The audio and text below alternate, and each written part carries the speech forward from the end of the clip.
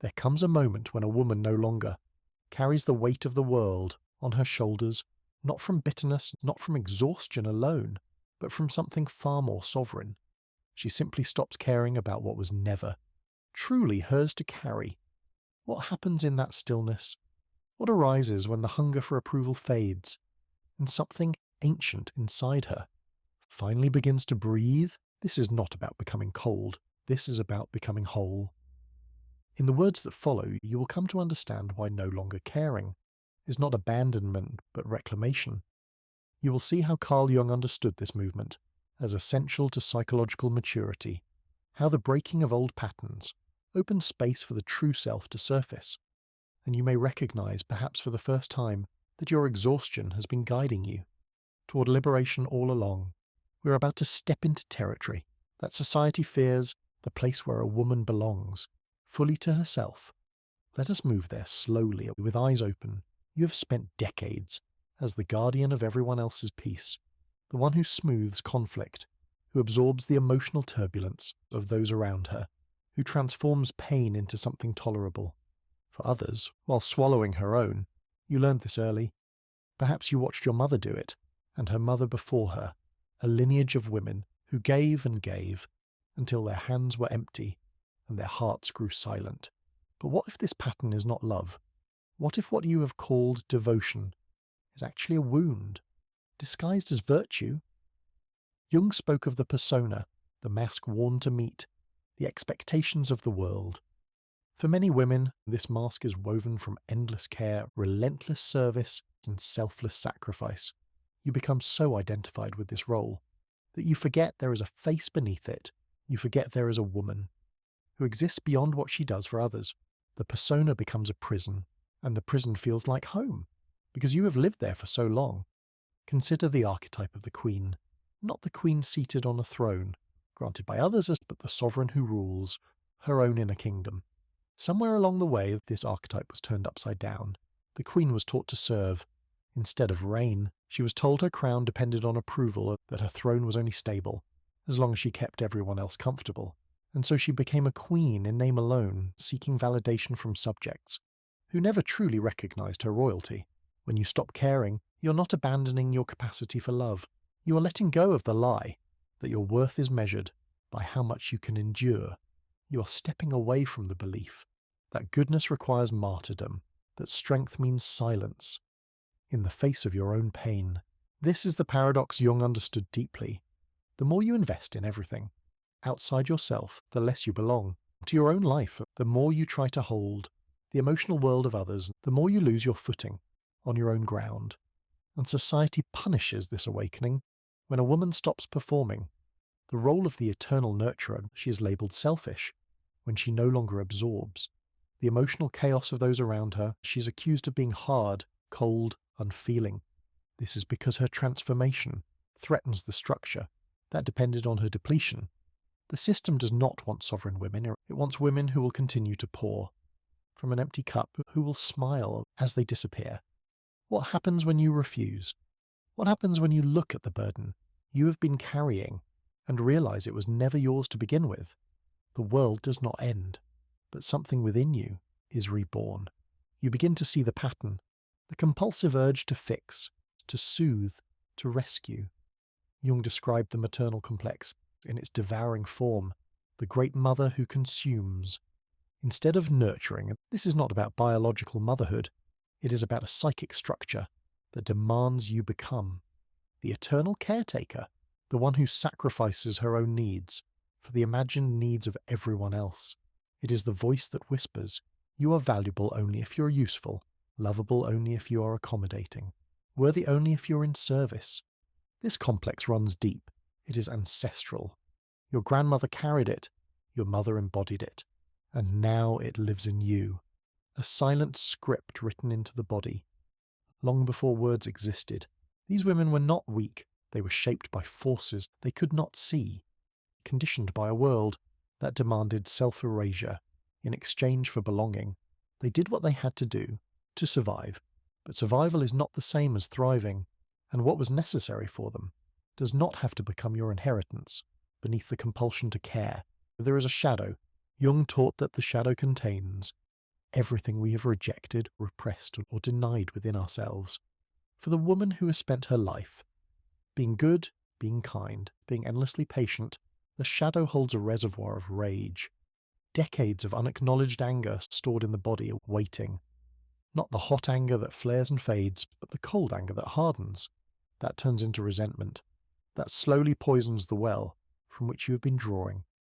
You feel it sometimes, a flash of bitterness, when someone expects you to give again, another wave of exhaustion that has nothing to do with physical fatigue, and everything to do with emotional depletion. A quiet voice inside whispers, "I cannot do this anymore." That voice is not your enemy, it is your ally. It is the part of you that remembers you are not merely a function, you are a person, you're a soul, you're more than what you do for others. The body understands this, before the mind does. You may find yourself inexplicably tired, chronically unwell, unable to summon the energy you once had. This is not weakness, it is wisdom. Your body is refusing to continue, a pattern your psyche has not yet found words for. Jung understood the psychosomatic nature of unprocessed emotion. When the soul cannot speak, the body will scream. Your exhaustion is not failure, it is a message, and it is time to stop. There is a difference between compassion and codependency. Compassion is the ability to witness another's suffering without losing yourself in it. Codependency is the compulsion to take on that suffering as if it were your own, to believe you are responsible for fixing what is broken in someone else. Compassion creates connection. Codependency creates entanglement. One honors boundaries, the other erases them when you stop caring. In the way you once did, you are not losing your capacity for empathy. You are reclaiming your discernment. You are beginning to ask the question Jung returned to again and again throughout his life. What is mine to carry and what belongs to someone else? This question is an act of self-respect. It is the birth of sovereignty. It is the moment the queen stops serving and begins to reign. And it is frightening because everything in you has been conditioned to believe that caring for yourself is selfish, that setting boundaries is cruelty. But pause here. If you burn out completely, who benefits? If you disappear into the needs of others, who is left to tend your own soul? The answer is no one, and this is the hidden cost of the caregiving compulsion. It does not only exhaust you, it erases you. The breaking point does not arrive as a dramatic collapse, but as a quiet knowing. You're sitting in a room full of people you have loved, served, and supported, and yet you feel profoundly alone. You have given everything, and still it is not enough. Still they want more. Still they expect you to be available. Understanding, the one who holds everything together, and in that moment something shifts. You see clearly, perhaps for the first time, that this dynamic will never change, unless you change it, that no amount of giving will ever fill the emptiness of those who do not know how to nourish themselves. You see that you have been trying to heal wounds that were never yours to heal. Jung called this process individuation, the journey toward becoming who you truly are, separate from the roles you have played, the masks you have worn, the expectations placed upon you. Individuation is not a destination, it is a practice, a daily choice to honor your truth, even when it disappoints others, a willingness to be misunderstood, to be judged, to be called selfish by those who benefited from your self-neglect. This is the great paradox of awakening. To the one who is still asleep, your freedom looks like betrayal. To the one who relied on your depletion, your wholeness feels like abandonment. But you are not responsible for their discomfort. You are responsible for your own integrity. And integrity at its root means wholeness. It means no longer dividing yourself to fit the needs of others. It means allowing yourself to be fully present in your own life, even if that presence is too much for some to bear. The persona begins to fracture. The mask of the endlessly patient woman, the always available woman, the woman who never says no, it starts to fall away, and beneath it, something raw and real emerges. At first, you do not recognize her. She is unfamiliar. She has edges, she has needs, she has a voice. That does not apologize for existing, and she frightens you, because she is everything you were taught not to be, and yet she is everything. You have always been buried beneath layers of conditioning and compromise. She is the girl who trusted her own knowing, before she was taught to doubt it.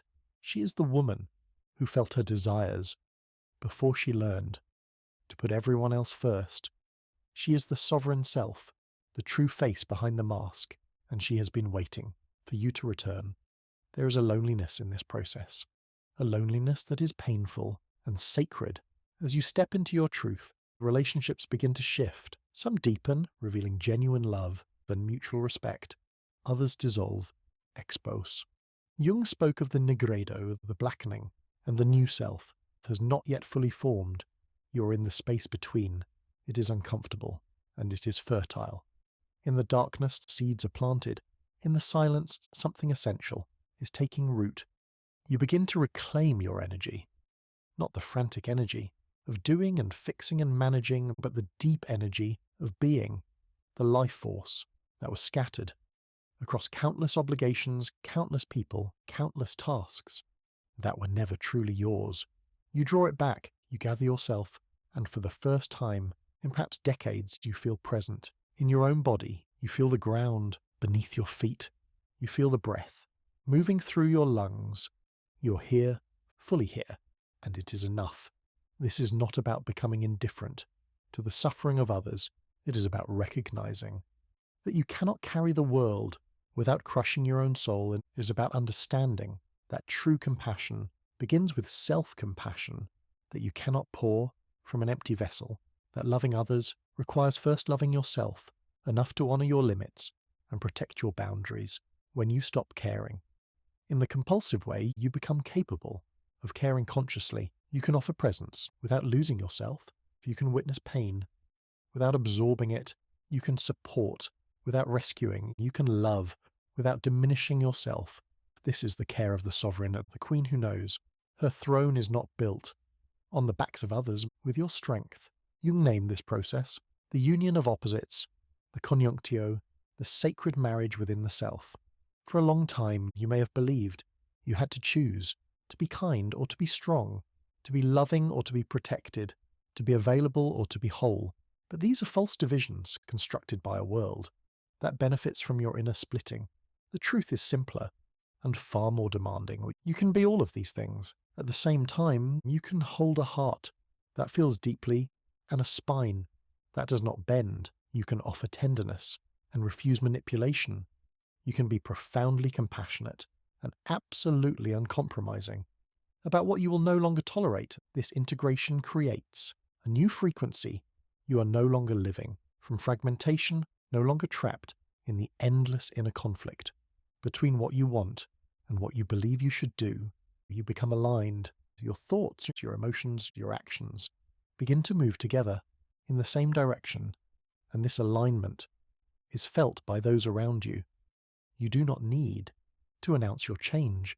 It radiates from you in the way you carry yourself, in the way you speak, in the way you no longer rush to fill uncomfortable silences or smooth tensions that are not yours to resolve. The manipulator senses this immediately. The person who once relied on guilt to secure your compliance finds their tactics no longer work. The one who could make you doubt yourself discovers that you have found your center and it cannot be shaken by external opinion. At first, they may push harder. Their demands increase. Their accusations sharpen. Their attempts to pull you back into the old pattern intensify. But you remain still, not because you are resisting them, but because you are finally at peace with yourself. And from that peace, nothing can move you. Jung spoke of synchronicity, the meaningful coincidences that emerge when you align with your true nature, when you resonate at the frequency of your authentic self. The world responds, opportunities appear, connections form, resources begin to flow, not because you are chasing them, but because you are no longer blocking them with habits of self-abandonment and people-pleasing. You are open, you are clear, you are at home within yourself, and from that place, everything shifts. But before this clarity stabilizes, there is shadow work to be done. The shadow in Jungian terms is not your enemy. It is the place where everything you deemed unacceptable was stored. For the woman who has lived as the eternal caretaker, the shadow holds rage, selfishness, desire, ambition, all the qualities you were taught were improper, unfeminine, dangerous.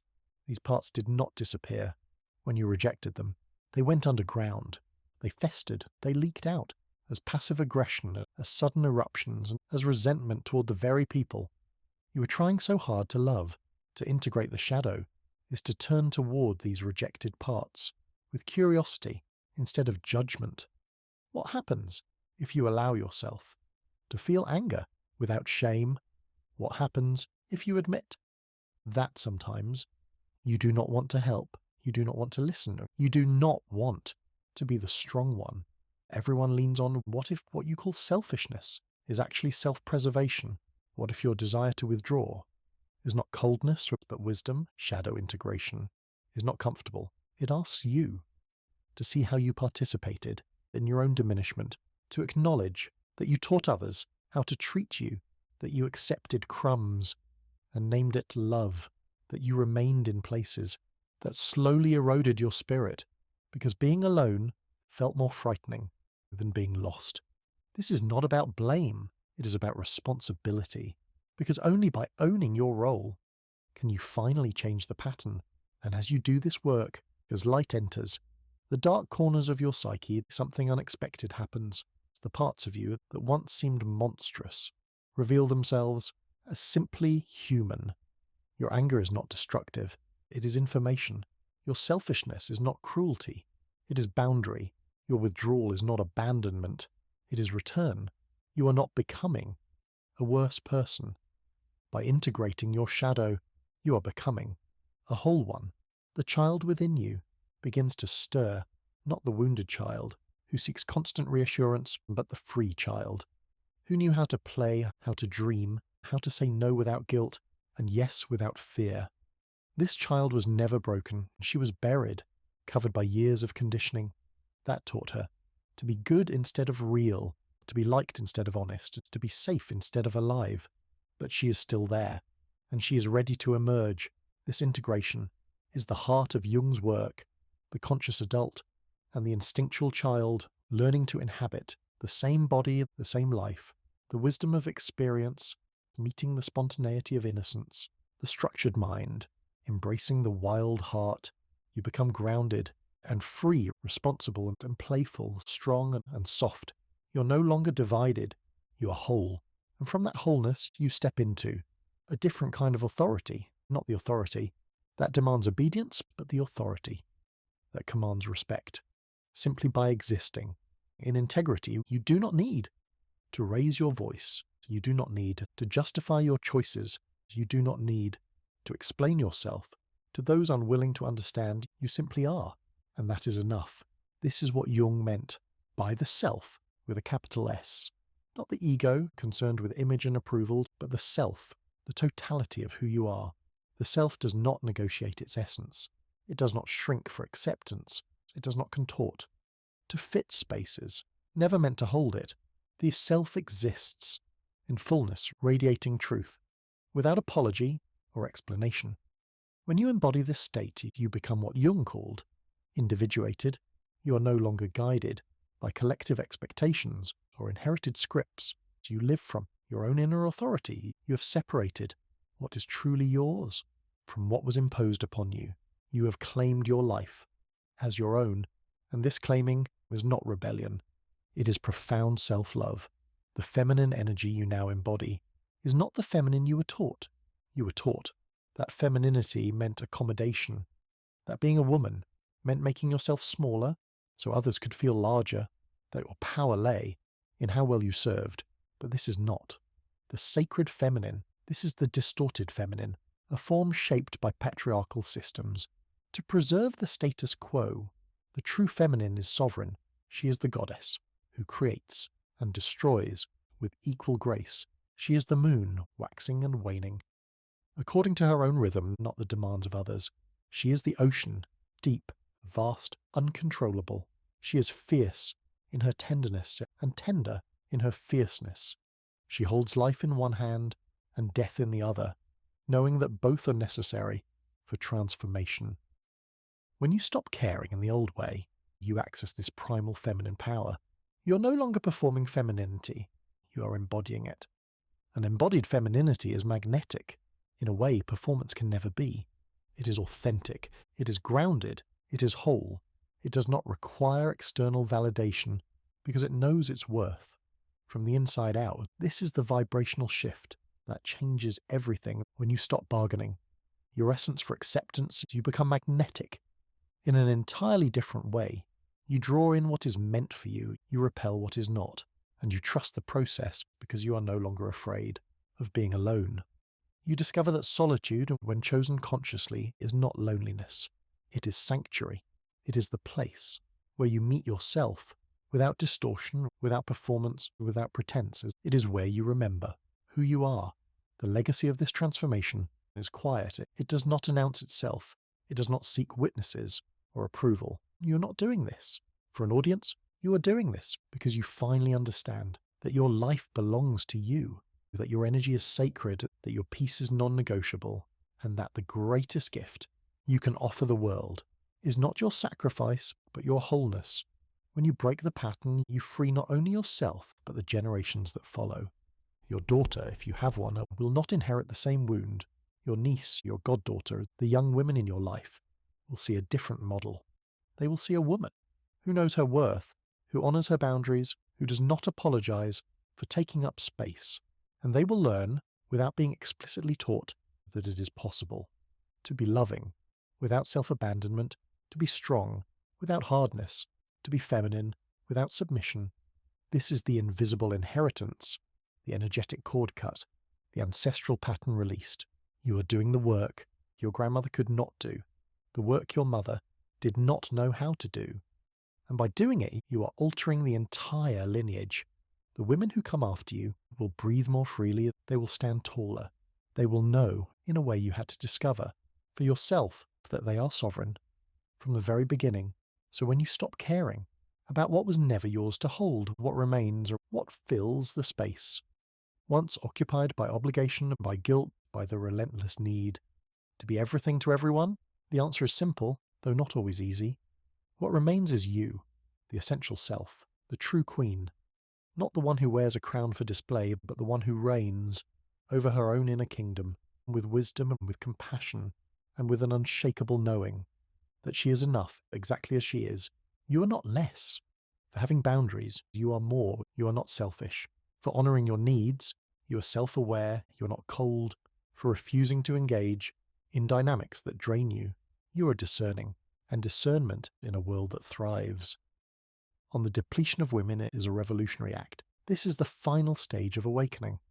Not the dramatic enlightenment of myth, but the quiet steadiness of a woman who has come home to herself, who has walked through the fire of transformation and emerged with her essence intact, who has faced judgment and chosen her own approval instead, who has released the need to be seen, to be understood, to be validated by anyone other than herself. And in that release, she finds freedom, a freedom that does not need to prove itself, that does not need to perform, that simply exists. In the fullness of its own being, she's a queen who has stopped caring about the opinions of those who never truly saw her. And in that not caring, she has discovered the deepest care of all, the care for her own soul, the reverence for her own life, the love that begins with the self, and from there radiates outward, without depletion, without demand, without end.